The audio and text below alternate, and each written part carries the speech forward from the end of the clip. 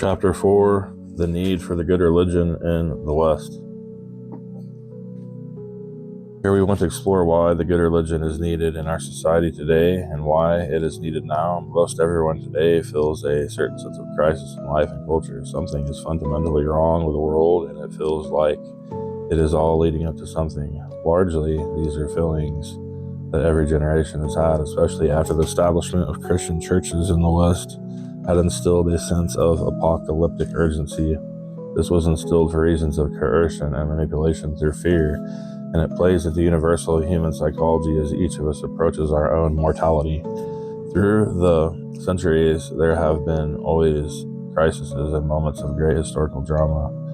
The early part of the 20th century, for example, we are not living in such a time. Our time is far more frightening. We see the world not heading toward a great explosive event, but toward a long, boring, and stultifying sleep. Our crises are born of lack of real activity, not an overabundance of it. We feel increasingly imprisoned by overbearing authority as our opportunities for the pursuit of happiness, ushta, are progressively strangled off. In the environment, there is a need for some sort of revolutionary change. Something has to change or nothing will change. The first change has to come from within the individual. Individuals must practice good thoughts, yamata, and must of necessity speak good words, hukta, and these must lead to good deeds, kavarshta. If this train of action is followed to its individual end, it will, by necessity, involve the banding together of others of like mind and spirit. Individual transformation linked directly to social interaction with others undergoing the same transformation inevitably leads to cultural change and transformation. Change for the sake of change has no merit. Only change for the sake of the good has any value. Most people are fooled into believing that our crises are political, and they are caught up in the believing that they will be saved by some politician or some political party. This is smoke and mirrors born in the house of lies. Our problems are not political, but rather cultural. Making laws, policies, and programs will not solve anything, as should be clear from the self-evident fact that they have never solved anything in the past. They usually only make the problems worse in a self-perpetuating web of work of lies. Our problems can be traced to cultural degeneration, which does result in the increased belief in lies, which leads to placing ourselves at the mercy of policymakers with a vested interest in making the problems worse, resulting in the liars convincing the mass of people that much more such policies are necessary to get us out of trouble. Really, the only way out is cultural regeneration through a recognition of the truth. As our culture has degenerated over the course of the last millennium, so too has our physical environment. The good religion sees the natural world as a direct reflection of the spiritual world. Things that affect the spiritual world have repercussions in the physical one, but the reverse is equally true. Just as good deeds are seen as superior to good words or thoughts, because the deeds include the thoughts and the words as well, the physical environment of our planet will eventually be in a way superior to heaven. It is to be the final manifestation of heavenly realm in eternal and perfected form at the time of the making wonderful.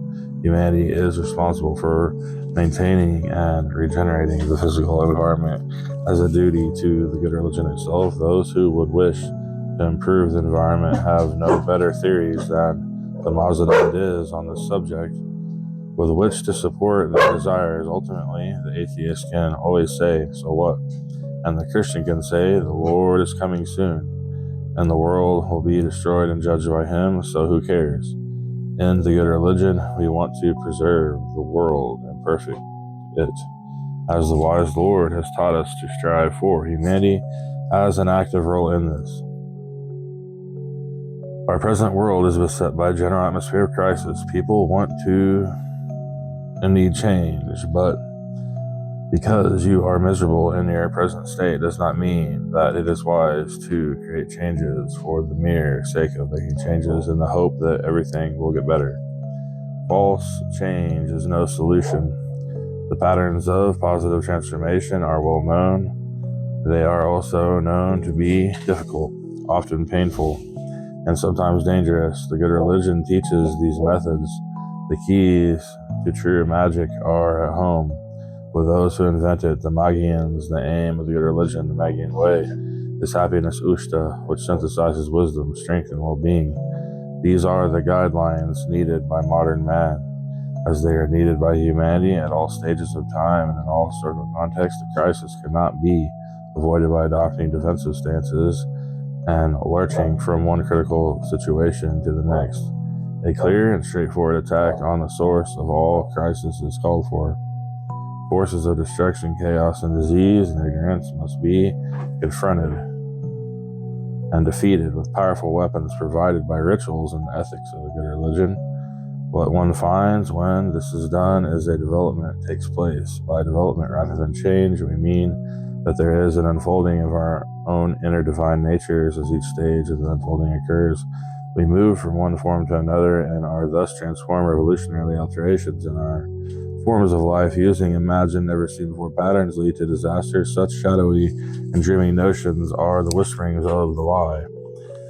The 20th century was littered with their results, and the new century shows no present signs of cultural improvement. The West needs renovation, and the good religion can show the way. Current trends in Western religion are disturbing to many. In Western Europe, church attendance is minimal, and belief has been waning in the face of decrepit institutions devoid of spirituality, whether Protestant or Catholic. In America, atheism is probably the fastest growing religion. New Age teachings and alternative spiritualities are attractive at first, but more often than not lose their charm with individuals. After a few years, people either turn to another alternative, return to some conventional church, or give up on religion altogether. The reason for this is that the conventional denominations are spiritually bankrupt. Preachers have to be entertainers to keep the flock in the pews. New Age failure is due to the lack of traditional depth most of these entities have, as well as their often antisocial orientation. These spiritualities tend to separate the believers from the larger social environment. This leads to a sense of alienation over time. The good religion answers these concerns because it is the most ancient form of true religion and because it has touched, if not fundamentally created, many of the world's so-called great religions.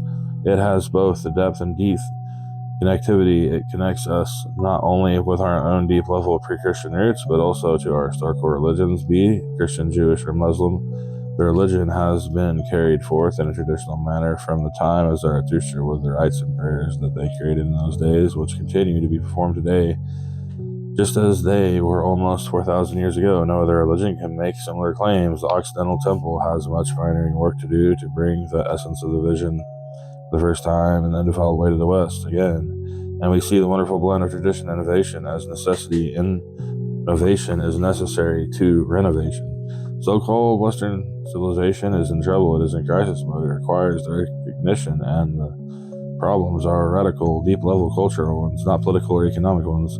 Asking a politician to fix our problems is like asking a dermatologist to cure a cancerous tumor that just erupted on the surface of the person's skin. In the form of Mazdaism, we have a formula that worked in the past for the generation of great cultures, in which the virtues we honor today were practiced and exercised. The study of the Parsis in India show how adaptable Zoroastrian is in the modern world. They do not merely survive here, they are thriving where they still exist. Mazdaism practices stem from the canon of Indo-European roots, and are therefore not to be seen as exotic in the fundamental sense. The root principles are shared by all Indo-European peoples from Ireland to India and Iran.